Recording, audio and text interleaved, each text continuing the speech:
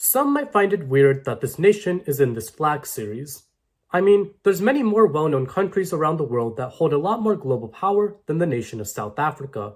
Despite this, however, South Africa is still a great country that deserves a video of its own. Despite its dark history marred by colonialism and apartheid, South Africa has managed to rapidly grow economically to the point that it now has the highest GDP out of any African country in the world. South Africa has also managed to make itself known around the world more with its economic power, proving that African nations can still be powerful forces even after colonialism and even segregational policies like apartheid. And most certainly, one of the ways South Africa makes itself stand out from the crowd of almost 200 UN-recognized countries is with its very unique flag. The many colors of the flag, with all the unique shapes and stripes that the colors make, ensure that anyone who sees this flag for the first time will have to stop and keep looking. The thing is, however, with complicated flags, is that it can be difficult to understand what each part of the flag represents or means, and the origin of such flags can be quite confusing as well.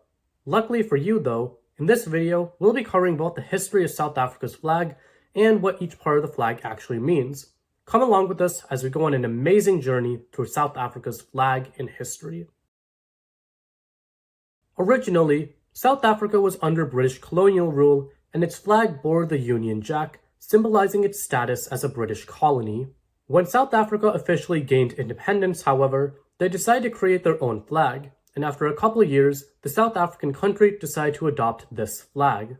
Unfortunately, however, as apartheid began to take control of South Africa in the mid-20th century, this flag began being associated with apartheid and the pro-apartheid government that had seized control of the country. Things got so bad for this flag that it even began being referred to as the apartheid flag, and even today, this is what this flag is commonly referred to as today. Thus, when apartheid finally ended in 1994, this flag's unfortunate association with apartheid made the new government decide to replace this flag with something new to represent the country of South Africa better. The country had already created a competition for South African citizens to submit their flag proposals for the country the year before, but the nation decided to instead create a committee to create a flag for South Africa.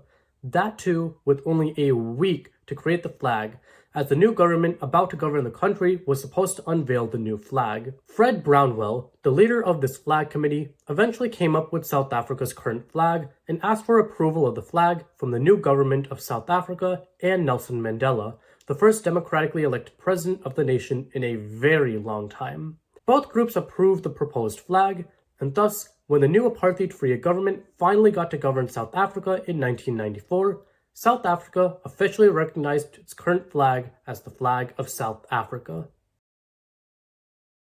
Understanding the history of South Africa and its former flags helps a lot with understanding what each part of the current flag of South Africa represents. While the meaning of the colors of the flag have never been officially stated by the South African government, most people believe that the colors do represent things about South Africa. For example, orange represents the bloodshed and sacrifices made in South Africa's struggle for independence, while the white stands for Europeans and peace and harmony between native people and Europeans that South Africa wants to have. Meanwhile, black represents the native people of South Africa themselves, while the green represents the fertility of South Africa. Finally, yellow represents the many minerals and other natural wealths of South Africa, while the blue represents the blue sky and endless opportunities for South Africa now that they're free of apartheid. Probably the most interesting aspect of the South African flag, however, is the sideways Y shape on the flag. No, this wasn't just a style decision South Africa incorporated onto the flag to make it more unique. There is an actual hidden message behind this Y shape. The Y shape on the flag is supposed to represent the many different backgrounds and cultures of South Africa coming together for diversity. It's meant to represent the unity of the many different races and cultures of South Africa and how the new government, free of apartheid, will try to support the unique diversity of all its people. As we can see from South Africa's very unique history and flag, there is always a lot more hidden behind a flag than one can originally imagine.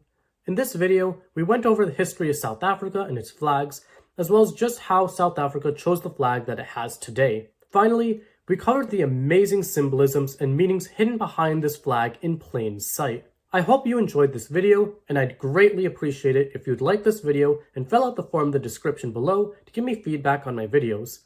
Feel free to take the test attached down below to test your knowledge of this video. Other than that, thanks for watching my flag series, and I'll see you in the next video. Bye!